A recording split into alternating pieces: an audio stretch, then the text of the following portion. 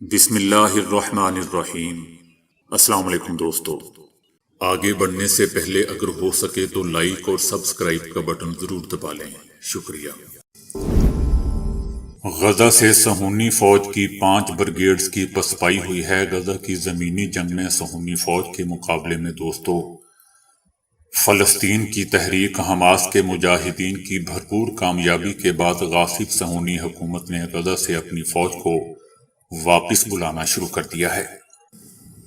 غاصب صہیونی حکومت نے غزہ میں بھاری فوجی اور جانی نقصان کے بعد اس علاقے سے اپنی ریزرو فوج اور کئی فوجی بٹالین کو واپس بلا لیا ہے۔ صہیونی فوج کو واپس بلانے کا فیصلہ دوستو اس علاقے میں صہیونی فوج کے بڑھتے جانی نقصان کے بعد کیا گیا، جبکہ امید کی جا رہی ہے کہ صہیونی حکومت آئندہ چند دنوں میں اپنے مزید فوجی واپس بلانے پر مجبور ہو جائے گی۔ غاصب صہیونی حکومت غزہ میں النصر، المقوسی، النطیسی اور شمالی شاتی کیمپ سے اپنی فوجیوں کو واپس بلانے پر مجبور ہو گئی ہے۔ یہ ایک ایسی حالت ہے کہ اس سے پہلے گولانی بریگیڈ کی 13ویں بٹالین غزہ میں بھاری نقصانات کا سامنا کرنے کے بعد اس علاقے سے باہر نکلنے پر مجبور ہو گئی تھی۔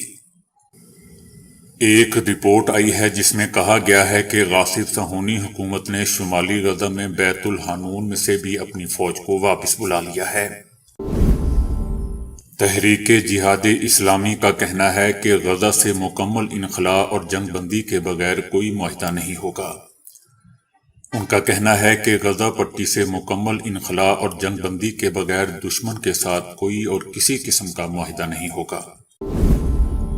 فلسطینیوں نے غاصب اسرائیل کا دوستو ایک اپاچی ہیلی کاپٹر مار گرایا ہے۔ القصام بریگیڈ اور بریگیڈ کے مجاہدین نے ایک مشترکہ کارروائی کر کے غزہ شہر کے الزیتون علاقے میں غاصب اسرائیلی حکومت کا ایک قیمتی اپاچی ہیلی کاپٹر مار گرایا ہے۔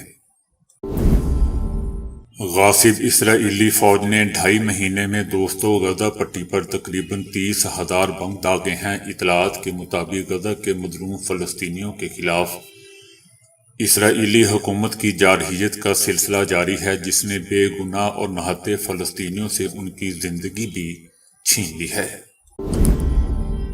وال سٹریٹ جرنل کا کہنا ہے کہ غزہ میں ہونے والی تباہی دوسری عالمی جنگ جیسی ہے۔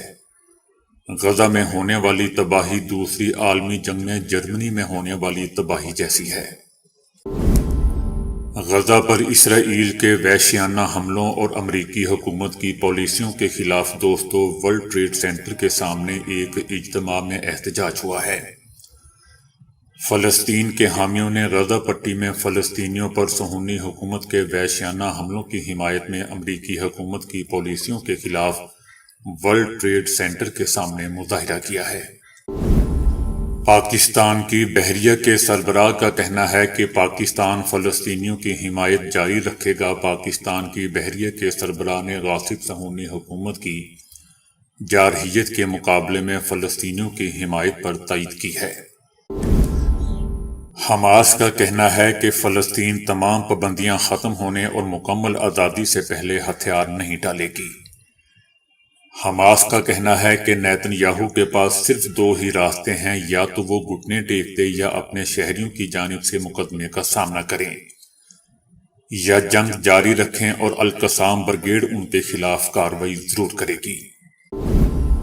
القصام بریگیڈ نے صہیونی حکومت کا ڈرون شکار کر لیا۔ بعض ذرائع کا کہنا ہے کہ شمالی غزہ کے شہر بیت اللحیہ میں تحریک حماس کی فوجی ونگ القصام بریگیڈ نے غاصب صہیونی حکومت کا ایک قیمتی جاسوس ڈرون طیارہ اپنے قبضے میں کر لیا ہے۔ امریکی میڈیا نے اعلان کیا ہے کہ ایک اور امریکی بحری بیڑا علاقے سے نکلنے پر مجبور ہو چکا ہے۔ USS جیرالڈ فورڈ طیارہ بردار بحری بیڑا اور اس کے ساتھ آنے والے بحری بیڑے جو صہیونی حکومت اور حماس کے درمیان جنگ شروع ہونے کے بعد مشرقی بحر روم میں تعینات کیے گئے تھے، آنے والے دنوں میں اس خطے سے نکل جائیں گے۔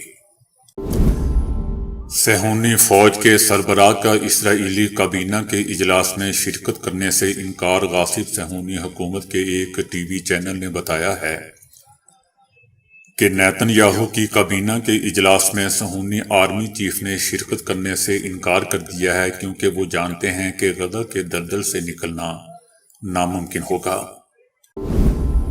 ایران نے صہیونی حکومت کے وزیر اعظم نیتن یاہو کے دعوے کے رد عمل میں کہا ہے کہ نیتن یاہو اس سے پہلے بھی بہت سی حماقتیں کر چکا ہے اور اس کی حماقتوں میں روز بروز اضافہ ہوتا جا رہا ہے۔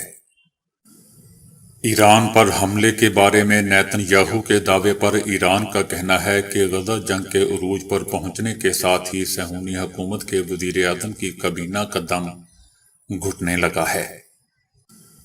دوستو، یاد رہے کہ وزیر اعظم نیتن یاہو نے ایک پریس کانفرنس میں لبنان کی سرحد پر جنگ میں شدت آنے کے بارے میں کہا تھا کہ اگر حزب اللہ جنگ کا دائرہ وسیع کرتی ہے تو اسے اور ایران کو ایسے نقصانات کا متحمل ہونا پڑے گا جس کا اس نے تصور بھی نہیں کیا ہوگا۔ دوسری طرف صہیونی میڈیا نے لکھا ہے کہ نیتن یاہو اپنی حکمرانی کی آخری سانسیں گن رہے ہیں۔ برطانیہ میں شدید طوفان اور سیلاب سے نظام زندگی درہم برہم ہو کر رہ گیا ہے۔ برطانیہ میں مسلسل چوتھے دن شدید طوفان اور سیلاب کے باعث نقل و حمل اور نظام درہم برہم ہو گیا ہے۔ روس کا کہنا ہے کہ سرحدی شہر بلگورود پر یوکرین کا حملہ ایک سوچے سمجھے منصوبے کے تحت ہوا ہے۔ روس کا کہنا ہے کہ حملہ ایک سوچے سمجھے منصوبے کے تحت ہوا اور یوکرین مغرب کی خوشنودی حاصل کرنے کے لیے روسی شہروں کو اس طرح سے نشانہ بنا رہا ہے۔ ہندوستان نے کشمیر کی تنظیم تحریک حریت پر دوستو پابندی عائد کر دی ہے۔ ہندوستان کے زیر انتظام کشمیر کی تنظیم تحریک حریت کو غیر قانونی قرار دے دیا گیا ہے۔ پاکستان استحکام پارٹی کا کہنا ہے کہ عمران خان جنرل فیض حمید کے نہیں، صرف مرشد پنکی پیرنی کے سگے تھے۔ نئے سال کے جشن پر ہوائی فائرنگ نے 32 افراد کو ہاسپٹل پہنچا دیا۔ سال نو پر پابندی کے باوجود دوستو شہر قائد کراچی میں ہونے والی فائرنگ سے 32 افراد زخمی ہو گئے۔